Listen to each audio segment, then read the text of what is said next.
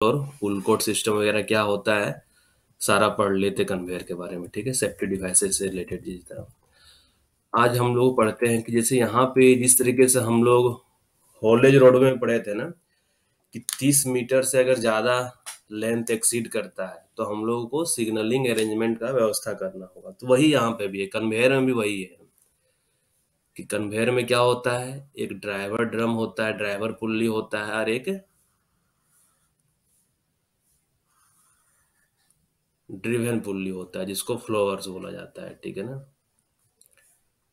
ये driver pulley है, मान लो ये रोटेट कर रहा है इस तरीके से।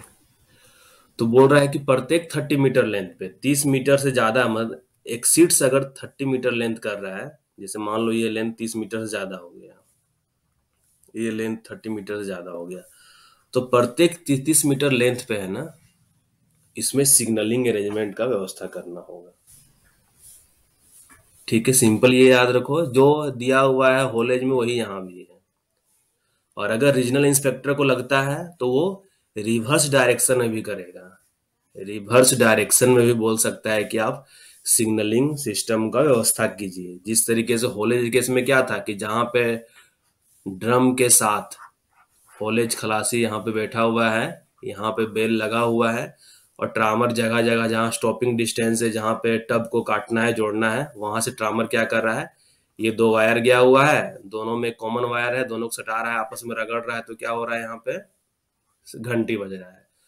तो कहना है कि रिवर्स डायरेक्शन में भी मतलब घंटी इधर रहे जहां टब को काटा जा रहा है और वायर यहाँ पे रहे कि अगर हॉलेज ऑपरेटर को कभी लगता है, कभी कुछ वैसा व्यवस्था करने की जरूरत पड़े, उसको सिग्नल देने की जरूरत पड़े, तो वो वहां से भी घंटी मार पाए। तो ये कौन बोल रहा है, रीजनल इंस्पेक्टर बोला है, दोनों केस में बोला है, हॉलेज वाले केस में भी और कन्वेयर के केस में भी। जिस तरीके से वहां पे बताए हुए, तो हॉलेज के क्या कहते हैं, हॉलेज केस में कि ब्रॉडकास्टिंग सिस्टम होना चाहिए, है ना। ब्रॉडकास्टिंग सिस्टम कि मतलब अगर एक ही बार में माइंस में जितना भी आदमी काम कर रहा है सबको कुछ मैसेज देना है, और ब्रॉडकास्टिंग सिस्टम और साथ में कम्युनिकेशन पोर्ट था जिसका पिक्चर भी हम दिखाए हुए थे, है ना, कि एक बार में माइंस के जितने भी सारे वर्कर हैं सभी को कुछ मैसेज देना है, कुछ विजुअल्स दिखाना है, तो उस केस में हम लोग ब्रॉडकास्टिंग सिस्टम, इस तरीके से ब्रॉडकास्टिंग सिस्टम रखने हैं माइंस में, जिसको डिजिटल डिस्प्ले बोर्ड भी हो गया और कम्युनिकेशन पोर्ट की एक बार में। जैसे रेलवे का एग्जांपल दिए हुए थे कि रेलवे स्टेशन पे जब हम लोग जाते हैं तो क्या होता है, बोलने वाली तो एक जगह से फिक्स अपना बोल रहा है, लेकिन हम लोग प्लेटफॉर्म पे कहीं भी खड़े रहे हम लोग आवाज सुनाई देता है। क्यों? क्योंकि जगह जगह उसका स्पीकर बाहर निकला हुआ है। तो वही होता है कम्युनिकेशन पोर्ट। ठीक है, ये ज्यादा उतना इम्पोर्टेंट नहीं है। और एक दिया हुआ है pre start warning device, audio and visual. मतलब क्या, जिस तरीके से एम्बुलेंस वगैरह में कैसा होता है, सायरन भी बजता है, साथ में लाइट भी जलता है, तो उसी तरीके से यहाँ बोलता है कि जब भी कन्वेयर स्टार्ट होने वाला रहे, ठीक है ना, कन्वेयर अभी स्टार्ट करने जा रहे हैं, तो स्टार्ट करने से पहले क्या करें, एक वार्निंग दे दें कि हाँ कन्वेयर अब स्टार्ट होने वाला है, सब लोग सावधान हो जाओ। तो वही है audio visual pre start warning alarm. वो ज्यादा इंपॉर्टेंट नहीं है, ज्यादा इंपॉर्टेंट है कि ये वाला है और दूसरा ये वाला है जो एग्जाम में आने का चांस 100% है। ठीक है ना, दोनों में एक ना एक क्वेश्चन जरूर रहेगा। क्या है मतलब, who shall formulate the COP, code of practice for, किसके लिए, सीओपी कौन फॉर्मुलेट करेगा, किस चीज के लिए, मतलब कन्वेयर का मान लो सेफ इंस्टॉलेशन करना है। इंस्टॉलेशन तो कर दिया, अब कन्वेयर को क्या करना रहेगा, मान लो कन्वेयर का इंस्टॉलेशन हो गया, ये कन्वेयर का इंस्टॉलेशन हो गया, ठीक है। अब इंस्टॉलेशन हो गया, तब इसको क्या करना है, ऑपरेट करना है, इसको चलाएगा, कैसे ऑपरेशन होगा, ऑपरेशन करना है, मान लो कभी बीडी हो जाता है, ब्रेक डाउन हो जाता है, तो मेंटेनेंस कैसे करेंगे, ठीक है ना। और साथ में and use of belt conveyor below ground including extension of belt conveyor and shifting it from one place in the mine to the another. मतलब क्या कि मैनेजर जो है एक सीओपी बनाएगा, जिस तरीके से एसओपी होता है ना, मानक संचालन पद्धति, उसी तरीके से कोड ऑफ प्रोसीजर होता है कि किस तरीके से हम लोग को ऑपरेशन करना है, क्या सीओपी यूज करना है, कि इंस्टॉलेशन कैसे करेंगे, उसका ऑपरेशन कैसे करेंगे, मेंटेनेंस कैसे होगा, और हम लोग अंडरग्राउंड में बेल्ट कन्वेयर के यूज कैसे करेंगे। अगर मान लो कि बेल्ट कन्वेयर अभी यहाँ है, फेस अभी मान लो इधर कहीं चल रहा था, ठीक है ना, फेस कहीं इधर था, अब फेस का एक्सटेंशन हो गया, फेस इधर बढ़ गया, तो बेल्ट कन्वेयर को भी उस केस में एक्सटेंड करना होगा। अब है कि मान लो इस पैनल में काम चल रहा था, अब ये पैनल बंद हो गया, अब दूसरा पैनल में काम करना है, मान के चलो। अब बेल्ट कन्वेयर को शिफ्ट करना है इसी जगह पर। हो सकता है कि अपने माइन से ही एक पैनल से दूसरे पैनल में शिफ्ट करने की जरूरत पड़ जाए, या एक माइन से किसी दूसरे माइंस में शिफ्ट करना पड़े, ठीक है ना। दोनों कुछ भी सिचुएशन हो सकता है, लेकिन यहाँ जो सिचुएशन दिया हुआ है वो दिया हुआ है कि अपने ही माइंस में एक जगह से दूसरे जगह शिफ्ट कर रहे हैं। तो वो सारा सीओपी मैनेजर बनाएगा, और 30 दिन पहले जब भी वो अंडरग्राउंड में इंस्टॉलेशन करने जाएगा ना, बिलो ग्राउंड माइंस में, तो 30 दिन पहले वो सीओपी जो बनाया हुआ है मैनेजर रीजनल इंस्पेक्टर को भेज देगा, कि रीजनल इंस्पेक्टर के पास 30 दिन पहले पहुंच जाए वो कॉपी सीओपी। अब सीओपी को वो रीजनल इंस्पेक्टर देखे, अगर उसको लगता है कि नहीं मैनेजर साहब जो भी बनाए एकदम पूरा सटीक बनाए हैं, सही बनाए हैं, कोई दिक्कत वाली बात नहीं, तो बोलेगा ठीक है अब आप इंस्टॉलेशन कीजिए। और अगर उसको लगता है कि नहीं कुछ मॉडिफिकेशन करना है सीओपी में, सेफ्टी को देखते हुए, सेफ्टी को ध्यान में रखते हुए कुछ मॉडिफिकेशन करना है, तो रीजनल इंस्पेक्टर बोल सकता है कि मैनेजर साहब आप इसमें थोड़ा सा चेंजेस कीजिए, फिर से हमको सीओपी जमा कीजिए। तो ये प्रोसेस चलते रहता है। तो ये क्या हो गया, सिंपल जब बेल्ट कन्वेयर का इंस्टॉलेशन वगैरह करना है तो उस केस में। और जब यहाँ पे क्या है कि बेल्ट कन्वेयर का यूज करेंगे हम लोग क्या, मेन राइडिंग सिस्टम के लिए, कि यही बेल्ट कन्वेयर ही है, लेकिन इसमें कुछ सुटेबल अरेंजमेंट देकर क्या कर दिए हैं कि इसमें अब आदमी को लेके जाना है, मटेरियल को नहीं है, आदमी को भी लेके जाना है इसमें बेल्ट कन्वेयर में। कुछ वैसा अरेंजमेंट करेगा, उसमें कुछ थोड़ा सा चेंजेस करेगा कि आदमी उसमें आ जाए, उसको नुकसान ना हो। तो उस केस में है ना, फिर यहाँ है कि मैनेजर को ही फॉर्मुलेट करना है कैसे इंस्टॉलेशन करना है बेल्ट कन्वेयर का, कि उसको मेन राइडिंग सिस्टम की तरह यूज किया जाए, मेन राइडिंग पर्पस के लिए यूज किया जाए, उसका ऑपरेशन मेंटेनेंस यूज जो भी है। तो इसके लिए मैनेजर जो है चीफ इंस्पेक्टर को सीओपी देगा, और वो at least 90 days before the commencement of installation, मतलब 3 महीना पहले। अगर मान लो आज कितना तारीख है, आज जो डेट है 27 की 28 क्या है यार, डेट भी याद नहीं रहता है, छोड़ो 27 मान लो, 27 ही होना चाहिए लग रहा है, क्या 27/10/2022 है, ठीक है ना। अब क्या है, मैनेजर का इरादा है कि आज से मतलब 90 दिन के बाद एक तरीके से, क्योंकि 90 दिन पहले नोटिस देना है, तो एक 26/11 हो गया पहला महीना, फिर 26/12 हो गया दूसरा, 26 जनवरी, 26 जनवरी 2023, 3 महीना हो गया, 11 से 12, 12 से 3 महीना हो गया।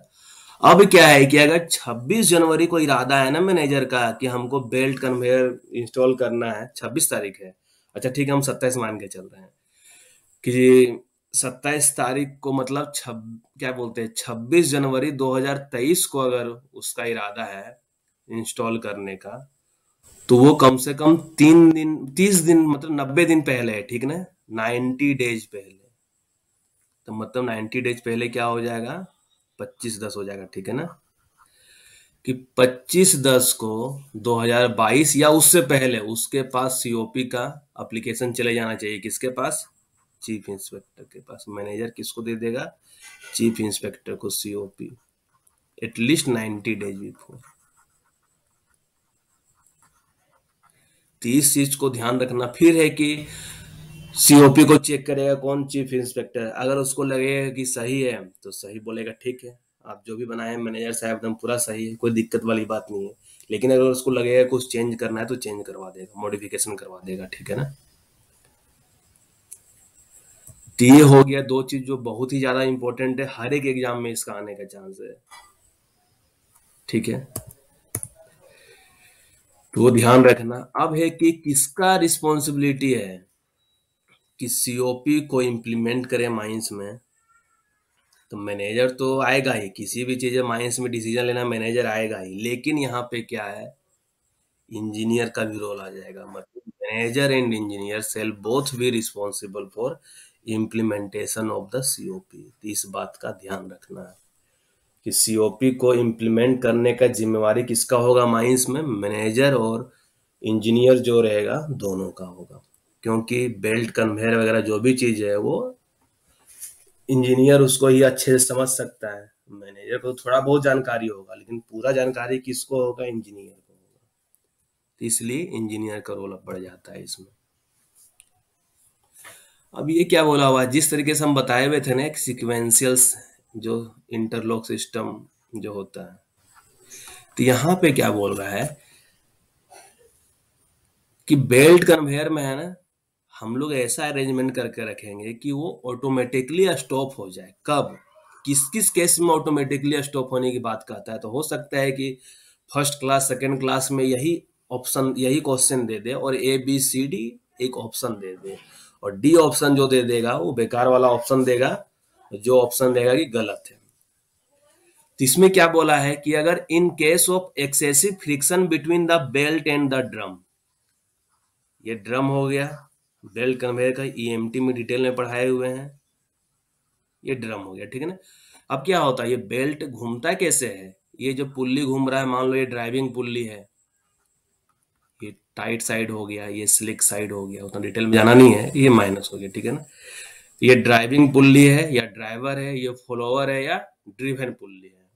जब ये पुल्ली घूमेगा तो क्या होगा, बेल्ट टाइट होगा। जैसे बेल्ट टाइट होगा तो क्या होता है, बेल्ट और ये जो पुल्ली होता है ना, ये दोनों को फ्रिक्शन जो होता है, फ्रिक्शन के कारण ये घूमता है, बेल्ट फ्रिक्शन के कारण घूमता है। और किसके किसके बीच फ्रिक्शन, ये बेल्ट हो गया कन्वेयर बेल्ट, और ये पुल्ली हो गया, ठीक है ना, इधर भी ये पुल्ली है, बेल्ट है। तो अगर फ्रिक्शन ज्यादा हो जाए, अगर मान लो दोनों के बीच रगड़ जो होता है, एक तरीके से फ्रिक्शन, क्या एक तरीके से घर्षण, अगर घर्षण बहुत ज्यादा हो जाएगा तो उस केस में क्या होगा, फिर आग लगने का चांस रहेगा, हीट डेवलप हो जाएगा। हीट डेवलप होगा तो उस केस में फिर धीरे धीरे क्या होगा, वहां पर आग लग सकता है। या फ्रिक्शन किससे किसके बीच, बेल्ट और रोलर के बीच में, जगह जगह इसमें क्या होता है, आइडलर लगा हुआ होता है,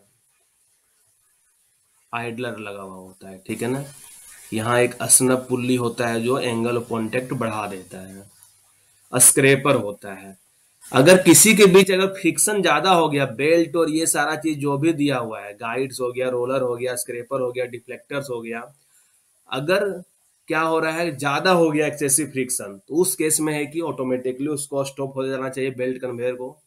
अगर बेल्ट ही टूट गया है, ये जो बेल्ट है ये बेल्ट टूट गया है, तो उस केस में भी बेल्ट कन्वेयर को स्टॉप हो जाना चाहिए। और तीसरा क्या है, इन केस ऑफ फायर और हीटिंग, अगर बेल्ट कन्वेयर में आग लग गया है या हीटिंग वाला वैसा स्थिति आ गया है, गर्म होने लगा है फ्रिक्शन के कारण या कुछ भी रीजन के कारण, या कोई आदमी मान लो जानबूझ के आग लगा दे, किसी भी रीजन से अगर फायर वगैरह वाला सिचुएशन आता है, तो उस केस में क्या करना है, ऐसा सिस्टम रखना है कि बेल्ट कन्वेयर ऑटोमेटिकली स्टॉप हो जाए। तो ये तीनों बहुत ही ज्यादा इंपॉर्टेंट है, क्योंकि फर्स्ट क्लास सेकेंड क्लास वाले में ऐसा क्वेश्चन देखा गया है कि सीधा ये उठा दिया है और A B C D option लिख दिया है कि इसमें से कौन सा ऑप्शन गलत है।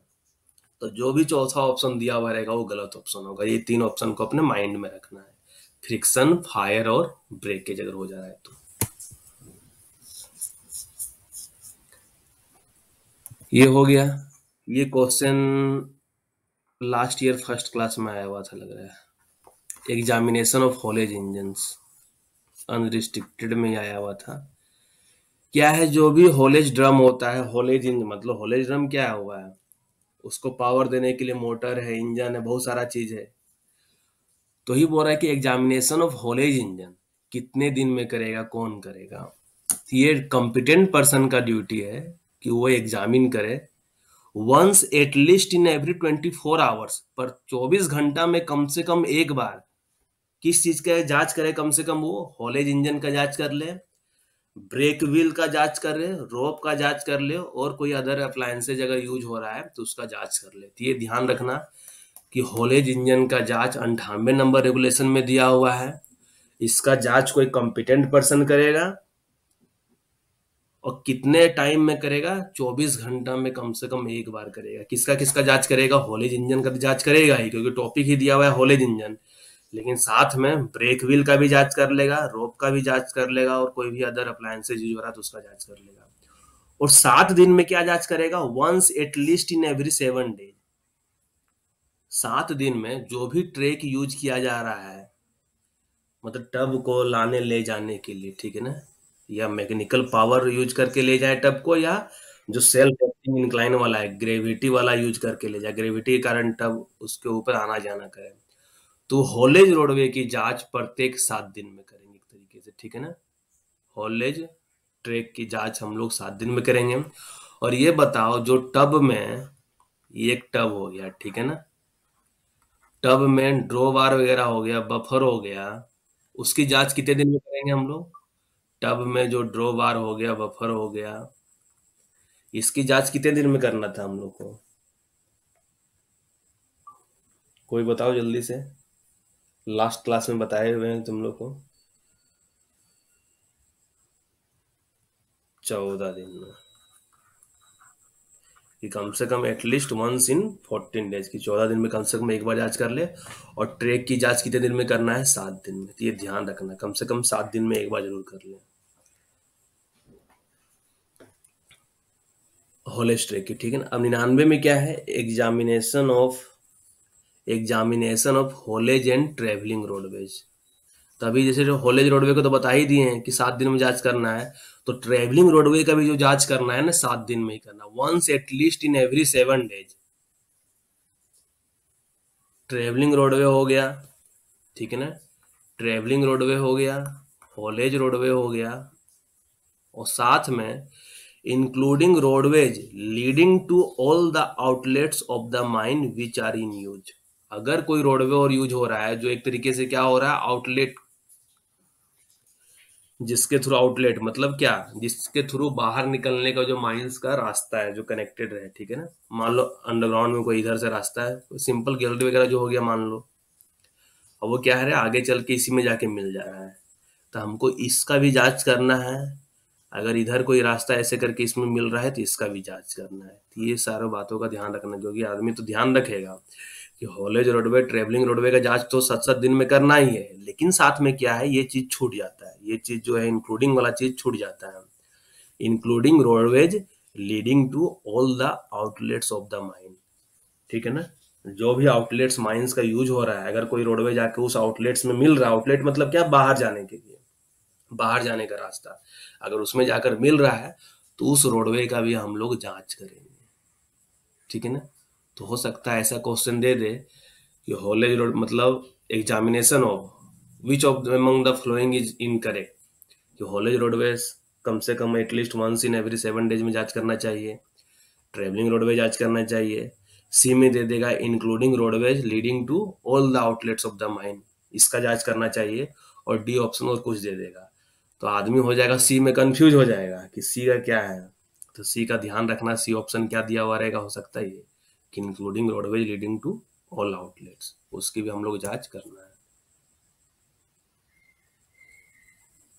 अब है कि जांच कौन करेगा, कॉम्पिटेंट पर्सन कौन है, यहाँ लिखा हुआ है ओवरमैन और अदर कॉम्पिटेंट पर्सन, ठीक है ना। तो वही है, यहाँ भी वही लिख दिया हुआ, ज्यादा कुछ है नहीं, ये 99 नंबर सेम लिख दिए हैं, ठीक है ना। अब 100 में आ जाते हैं लोकोमोटिव्स में, कि लोकोमोटिव का जो क्वेश्चन आता है, ये ग्रेडियंट से रिलेटेड क्वेश्चन आता है। और लोकोमोटिव अगर अंडरग्राउंड में यूज करना है, लोकोमोटिव कितने प्रकार का होता है, एक होता है डीजल लोको, ठीक है ना, डीजल लोकोमोटिव, बैटरी ऑपरेटेड, ठीक, कंप्रेस्ड एयर,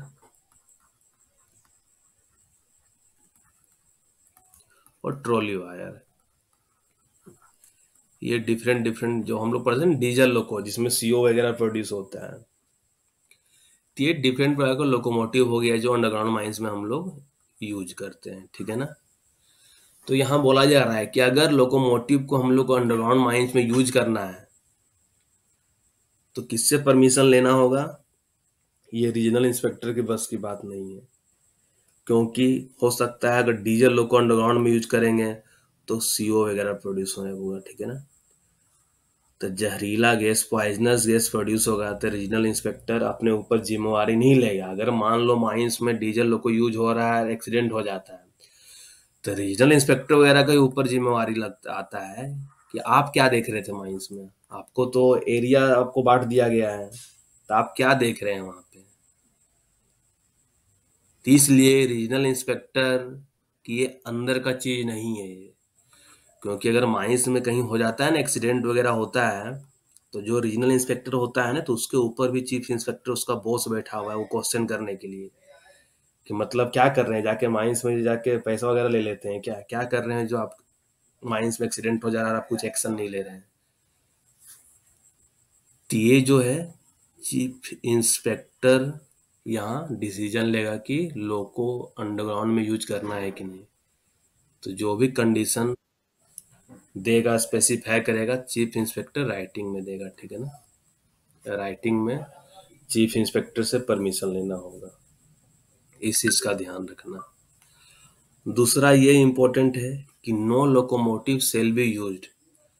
जहाँ पे ग्रेडियंट जो ट्रैक का अगर 1/15 से अधिक हो जाएगा तो ग्रेड मतलब लोकोमोटिव यूज नहीं होगा 1/15। अगर ग्रेडियंट 1/15 से एक्सीड मतलब क्या, 1/14 नहीं होना चाहिए, 30 नहीं होना चाहिए, 12 नहीं, ऐसा नहीं होना चाहिए। ग्रेडियंट 1/15 या उससे लेस होना चाहिए, फ्लैटर ग्रेडियंट एक तरीके से बोल होना चाहिए। होल रोड कितना है, 1/16 है, ध्यान रखना।